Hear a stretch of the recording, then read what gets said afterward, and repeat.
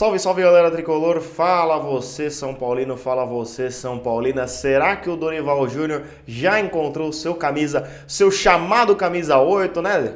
Comentou na primeira entrevista coletiva dele, tá faltando eu achar esse segundo homem do meio campo, esse camisa 8, que pode ser Gabriel Neves, que fez uma ótima partida contra o Ituano nos 65, 70 minutos que atuou, se eu não estiver enganado, até os 20 do segundo tempo, até a entrada do Wellington Rato, que também foi muito bem e fez um belo gol. O São Paulo tá recebendo dinheiro de venda de Brenner, também da Copa do Brasil, né? Por ter passado justamente para as oitavas de final, eliminando o Ituano. Caiu uma graninha nos cofres do São Paulo. Vou fazer o apanhado aqui do que o São Paulo ganhou com cada uma dessas coisas. Comentar mais um pouquinho desse time do Dorival. Os retornos possíveis aí para o jogo contra o Curitiba no sábado, que vai ser às 4h30 da tarde. Um horário diferente aí no sábado, 4h30. Geralmente é 6h30 os jogos no sábado, que inclusive vai ser transmitido pela TV aberta, pela TV Globo. Vamos falar de tudo isso aí, mas antes, não esqueça de deixar o seu like, deixar o seu gostei, se inscrever no canal se você se identificar da forma que eu falo do São Paulo Futebol Clube. E aqui, quem puder também se torne membro do canal para ajudar a gente de todas as formas, ter prioridade de respostas nas lives. Vamos ver se a gente faz uma livezinha hoje, se a gente faz uma livezinha amanhã, se a gente deixa só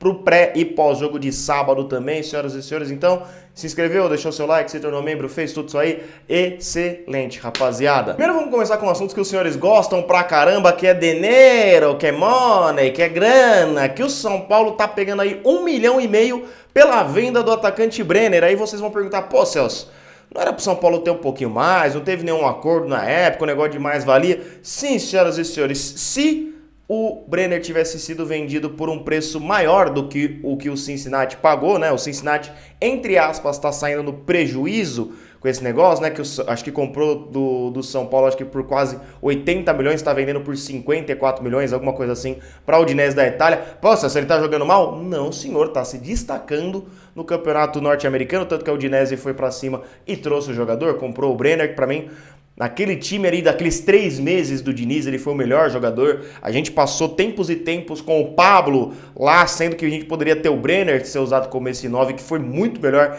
3 meses de Brenner, melhores do que 3 anos de Pablo. Mas como ele não foi vendido por um preço maior do que o pessoal do Cincinnati comprou, então não tem a mais-valia, não tem essa questão do lucro. Eu não sei se mais pra frente, eu não li completo, então talvez tenha. Quem puder, deixa aí nos comentários quem souber. Mas se houver uma venda futura da Udinese, se o São Paulo vai ganhar mais alguma coisa. Porém, o que o São Paulo tem agora é 1,5 milhão pelos 3% que é do mecanismo da FIFA de clube formador, de clube que revelou o jogador. São Paulo direto tá pegando aí dinheiro de Antony, dinheiro de Casemiro. O do Antony, por exemplo, tinha essa porcentagem no contrato com o Ajax desse lucro e tudo mais. Tanto que o São Paulo pegou quase 100 milhões de reais, né? Pegou muito mais do que vendeu de verdade pro Ajax. Teve a questão do Casemiro também, por conta desse próprio mecanismo de solidariedade que a FIFA chama, que é o mecanismo de quem revelou o jogador. Esses 3% de quem revelou o jogador leva essa fatia, leva essa grana. Então o Brenner se destacou no campeonato lá dos Estados Unidos, está sendo vendido para o Udinese e o São Paulo vai pegar 1,5 milhão.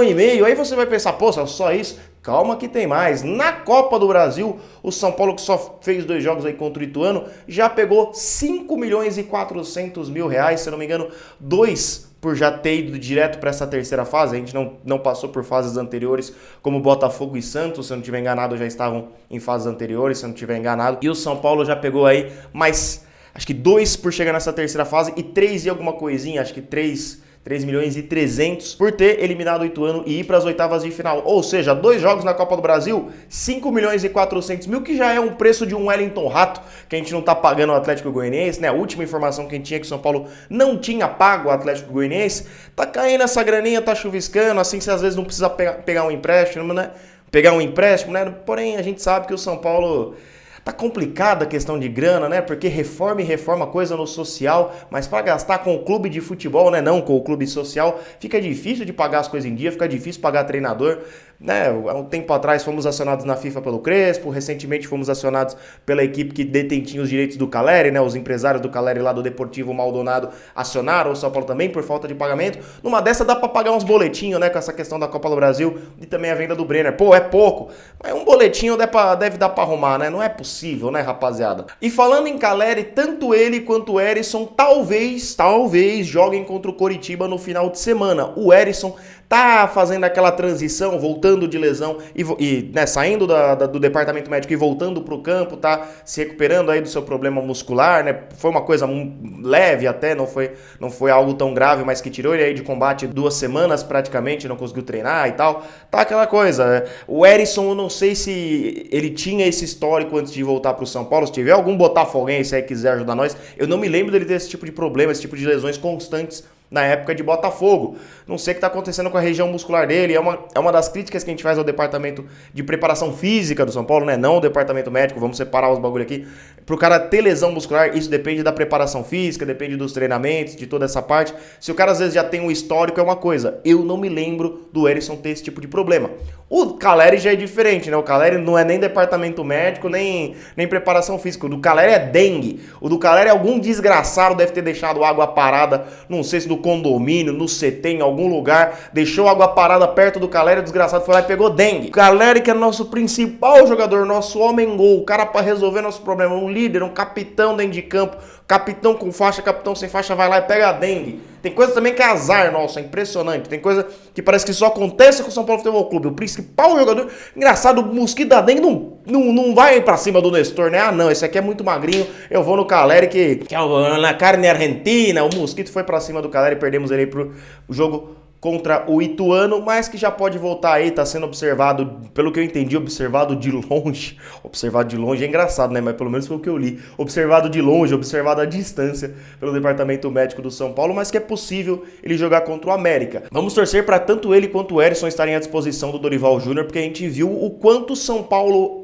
rondava a área do Ituano, até teve volume, principalmente no primeiro tempo. Acho que o primeiro tempo do jogo contra o Ituano teve mais qualidade técnica do que o segundo, apesar do gol ter saído no segundo, né? O que vale é o resultado, o que vale é o gol. Sempre falo aqui pra vocês que, mesmo jogando mal, o que importa é a vitória, o que importa é a classificação, o que importa é ponto. Mas a verdade é que o São Paulo jogou melhor no primeiro tempo, de uma qualidade técnica melhor mesmo. A gente teve ali o Gabriel Neves, o Rafinha pelo lado direito criando situações, o Nestor perdeu um gol na cara e depois o zagueiro também desarmou ele teve 2 oportunidades de poder marcar. O Rafinha fez bons cruzamentos, mas o Marcos Paulo, a gente sabe, não é centroavante, quebrou um galho contra o Ituano, mas não é a dele. Pode jogar um pouquinho mais atrás, talvez na função do Luciano, que não tá jogando nada, pode jogar no meio, não pode falar do... Falei do Luciano, já vai ter o fã-clube aqui, calma, eu gosto do Luciano, ele não está jogando nada, mas ele joga muita bola. Precisa melhorar algumas coisinhas aqui também, que tá uma marra do caramba. Mas espero que os dois fiquem à disposição do Dorival Júnior para ele ter o mínimo de desfalques possíveis, porque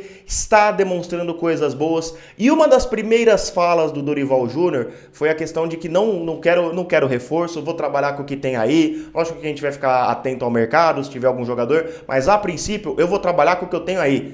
E eu vou montar o meu estilo de jogo de acordo com os atletas que eu tenho aí. Independente se eu penso em jogar com ponta, com meia, o que eu pretendo fazer? Vou trabalhar com o que tem aí. Que era uma das nossas críticas ao ex-técnico, o Rogério Ceni, que infelizmente não deu certo aqui, mas que a gente torce para o sucesso do Rogério onde quer que ele vá.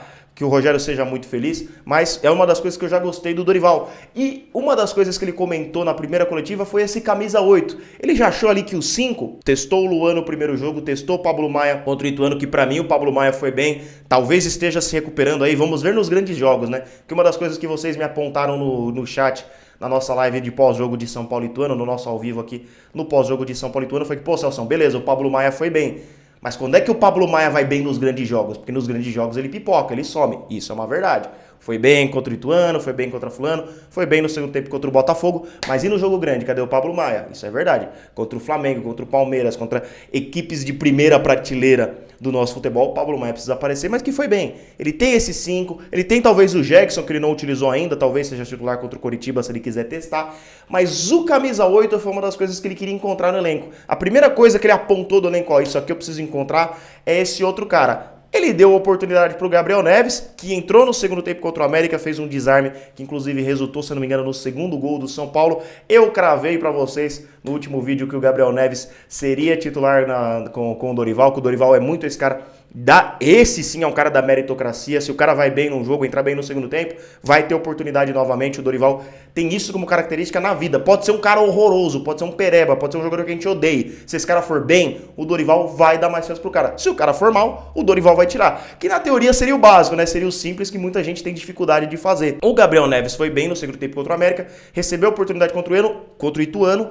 E quando ele tira o Gabriel Neves, eu pensei, pô, será que ele não gostou? Vamos para a entrevista coletiva do Dorival, ele vai lá e começa a elogiar o Neves. Não, o Neves foi bem e tal, gostei, deixou 2 vezes companheiros na cara do gol, criou situações, só que no intervalo ele já deu uma sentida, ele deu um cansaço.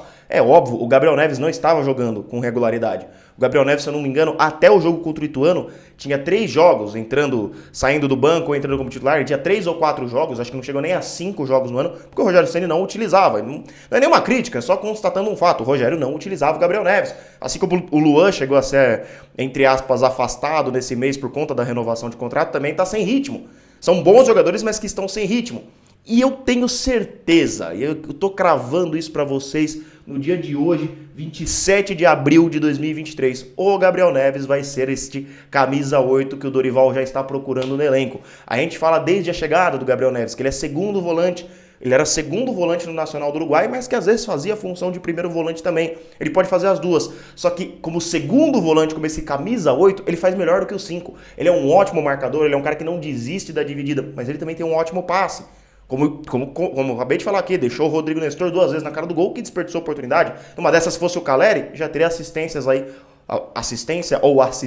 para conta do Gabriel Neves. Acredito que mais uma vez ele será titular, desta vez contra o Coritiba, mas não como o Crespo ou como o Ceni. O Crespo pouquíssimo, né? Mas mais o Ceni utilizava ele como 5. O Ceni utilizava ele como primeiro volante e foi bem também. Se não me engano, ele fez 28 jogos no ano passado, principalmente naqueles 2 jogos contra o Palmeiras, que ele começou a se destacar pela garra, pela determinação. Eu até mudei de opinião com relação ao Gabriel Neves, eu achava ele meio meia bomba, mas não, teve oportunidades, começou a agarrar as oportunidades no ano passado ainda com o Ceni e foi muito bem como esse primeiro volante. Mas a função que ele se destacou no Nacional do Uruguai foi como esse segundo homem. Tô cravando para vocês mais uma vez, será o camisa 8 de Dorival Júnior e vai nos dar muitas alegrias. Se os primeiros 45 minutos contra o Ituano forem o padrão do Gabriel Neves, aí vocês vão falar, pô, só o Ituano, não sei o quê. Eu acabei de falar, o Gabriel Neves também jogou bem, jogo grande contra o Palmeiras em outra função, obviamente.